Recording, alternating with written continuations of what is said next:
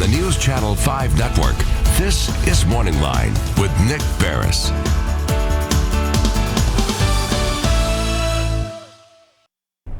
Good morning, everyone. Thanks for joining us on Morning Line. Nick Barris here on a Monday. And yes, I'm coming to you live. I was off the past week. Didn't really go anywhere crazy. Kind of a state vacation at home and back at it now. So this is not a recorded show. It's an open show, and I'm going to invite you to join in the conversation as always. We have a special guest I'll introduce in just a moment, and we'll have a segment with her. And then after that, we're going to open up the phones just since I haven't seen you for a week. And let's do Open Phones Monday on some of the top stories of the past week. And it doesn't have to all be COVID or the protests or things like this. Any of the news of the week that you'd like to talk about, we can touch on. We'll get into all that, and I'll set the table for you as always when we come back after the first break. But one of the big subjects right now, a lot of us talking about as we approach the beginning of the school year, is what will be happening with the students, the teachers, the classes, and not just, K through 12, but also what's happening at the collegiate level. And for that this morning, we're going to take a look at what's happening at one of the great local universities with the president of the university, Dr. Glenda Glover, is joining us from over at TSU. Good morning, Dr. Glover. Good morning. Thank you for the invitation. Oh, it's my pleasure having you on. Anytime we can have you on, we love to do it, especially with so many people having questions about how things are going to be put together. And before the show, you and I were talking. You've been in touch with the state and with other presidents of universities about how things are going to move forward with the state system. Why don't you give us a little primer of what TSU is looking at with school set to begin? Is it August 17th? Yes. Okay. Well, the TSU, I want to let the TSU family and TSU community know that we will be open this fall with extreme protocols in place. And we have a plan in place now that could possibly change depending on the number of cases reported in Davidson County. But right now we're planning to have the testing of all the students, that we plan to have the students for the first 14 days to be a safer in place policy where all the classes will be online. And at the end of the month, 1st of September, we will start in-person classes. The students have an option of taking classes for the entire semester, either online or in person. So we're giving the students that option, and we're giving the faculty that option. So we're busy now matching those two together to make sure there's no compromise in the students' education. Explain to me how that'll work when the students first arrive, when you say all the students will be tested. Is this where they arrive, especially say the incoming freshmen, they go to their dorms, they're starting to get settled in, or do they go through a checkpoint initially when they arrive where they'll have the testing, and then how quickly will you get the results back? Yes, so the temperature testing will be taken first. Okay. The swab, everybody will be tested. We have the Mahara is working with us. The health department is working with our state health department and our College of Health Sciences to make sure that the Student Affairs Office and our Department of Emergency Management all working together to ensure that the testing is done and done quickly. And we're going to make sure we have adjusted residence halls. We have the social distance will be in place. The face coverings will be a requirement. So all the protocols will have to be in place to make sure the campus is safe for the students as well as employees. Sure. And with the dormitory setting, are you saying then the dorms might be individual students or, where they're able to be separate, a little different than normal years, right? It's quite different. We have some glass shields that we're ordering. However, for we have one residence hall that's a little smaller, and we're trying now to make sure we can have single occupancy in that residence hall. We're still looking at the numbers now because the exciting thing is we have a huge freshman class coming in. So we're trying to make sure that we get them all situated. And so we're looking now at ensuring that there can be some residence halls, at least some of the rooms will be single occupancy as opposed to the double occupancy in the suite areas that we've had before. Sure. Okay. And that's exciting. You've got a large class coming in. What about the dining halls, the cafeterias? Is that something where, they'll try to separate by seat, or will there be a capacity on how many you allow in at a time for breakfast, lunch, or dinner? Both. We're going to open up both a separate dining hall. We have the one, the student center, but we have another dining hall in one of the residence halls. So we'll use both of those concurrently, and we'll have the seating has to be so many feet apart. All the tables will not be used. Some will be carried out to the students, especially the first 14 days.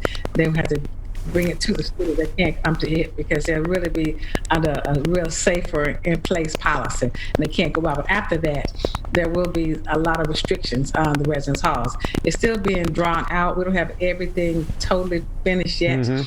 We're close to having it all done.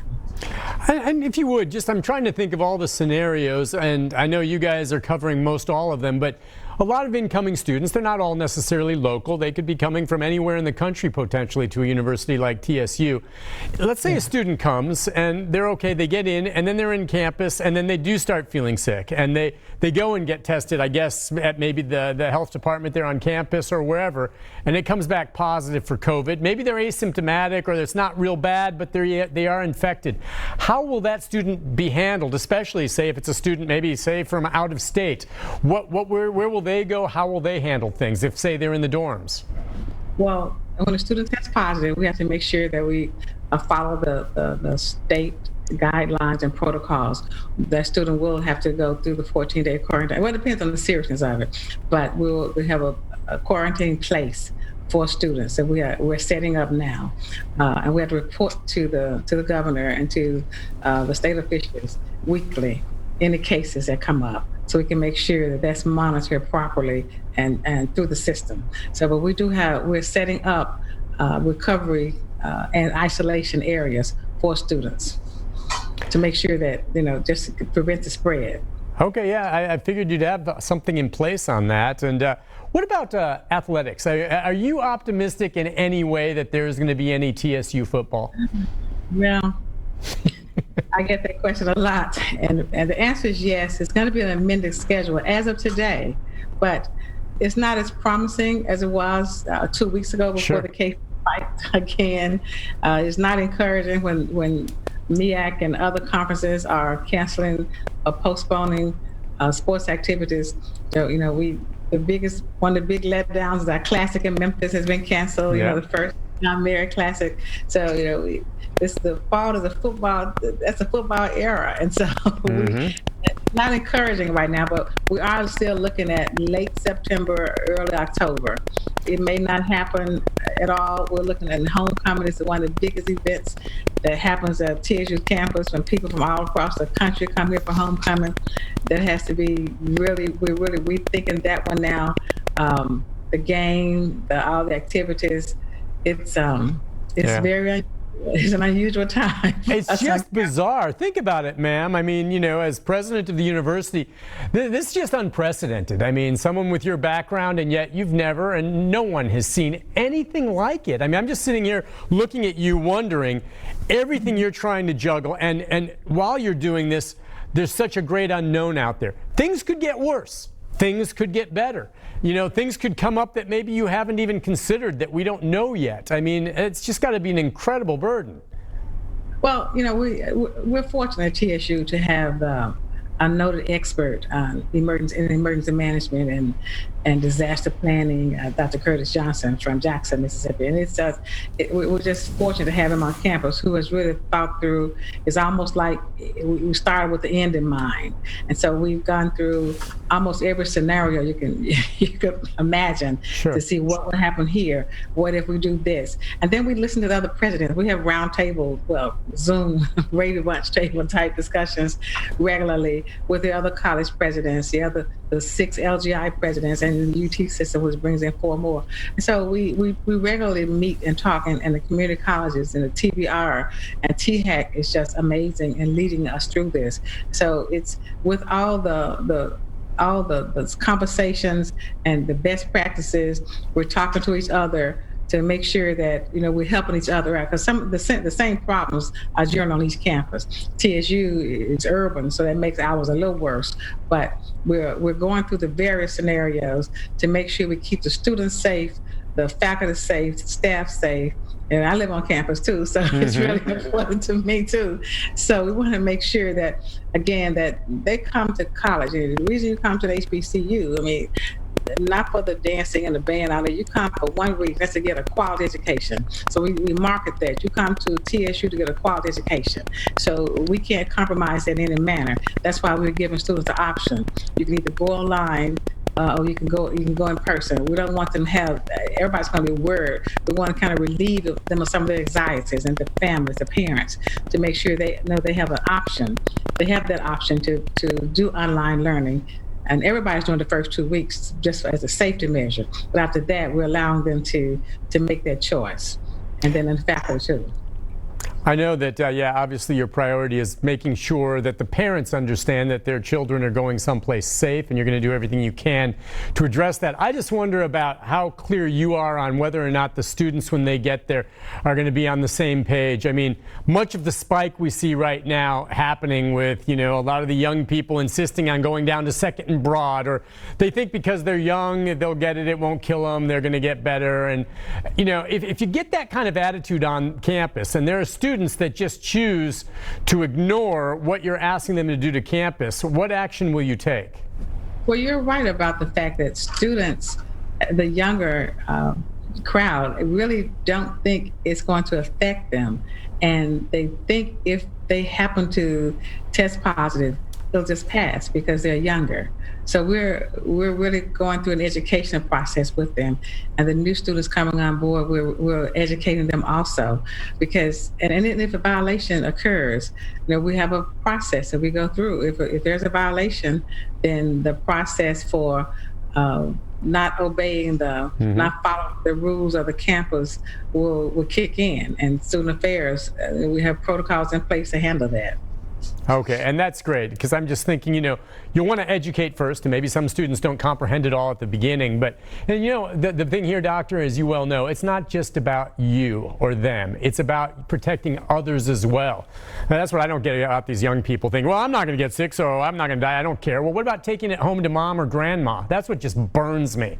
I mean, the selfishness is blinding. And I know people when they're younger tend to be more selfish, but I see it at all different levels. They got to get a clue to realize we're all in this together. I don't think they see it as being selfish. I think it's more of, this is a lifestyle now, and it's not going to happen to me. And if it does, I'll get through it. I don't think the thought will occur that it could affect somebody else. So we're in a preventive medicine, the preventive mode as well as the protective mode. We want to prevent it from spreading and then protect the students on the campus. So we have that. We're working through that very closely on a daily basis. And we have a pandemic task force that meets every day to go through, every day we can, to go through the procedures, the what ifs, to handle the issues on campus that may come up. And so it's been working in place since last March, since we got into this mode. And we're still on a stay-at-home mode, the work from a remote place mode. We're getting a lot more done. Zoom. I said the only thing I wish I had bought some Zoom stock. Oh man, can you imagine if you'd bought it before all this? Woo! Well, listen, that's great, and it sounds to me like what you're describing to me is probably very similar to what some of the other universities are doing. There may be some subtle differences, but in your talks with other university presidents, you get the sense that you're all pretty much on the same page. I do. We're working on the residence hall situation now. I mean, I think some schools, at least one, maybe two, have said that only first-year students can live on campus, and we haven't gotten there yet. We're doing the first 2 weeks online. I'm not sure if everybody else is doing that yet. So we're still comparing notes and talking through how we can help each other. Can we learn from each other? What are the best practices? And we really appreciate the help that we get from the governor's office and THEC and TBR. I mean, all the units are working together, the building commission, everybody's working together to make sure that the campuses are open and safe for the fall, which is a good thing about this. That's why we wanted to have you on, to see if you can lay it out for us, and I really appreciate you coming on, Dr. Glover. If there's any new developments down the pike, please let us know. We'd love to have you back on to give an update on how things are doing at TSU, all right? Thank you very much. Thank you much, ma'am, for joining us. Really appreciate it, and best of luck with the coming of the new school year. Look, we're going to take a break on that note, and we can follow up. If some of you would like to join us, we'll take some calls.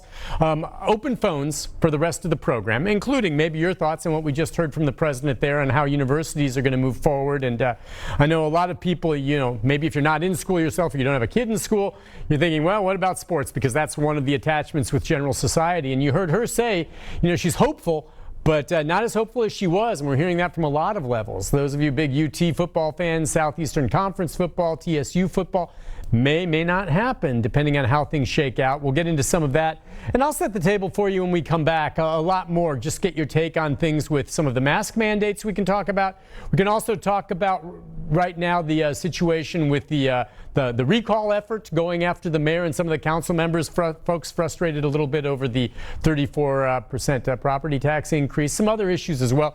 I'll set those tables for you when we come back. It is open phones. We'll get the phone number up there. I want you to join me for the remainder of the show. Anything you want to talk about right after this. Stay with us.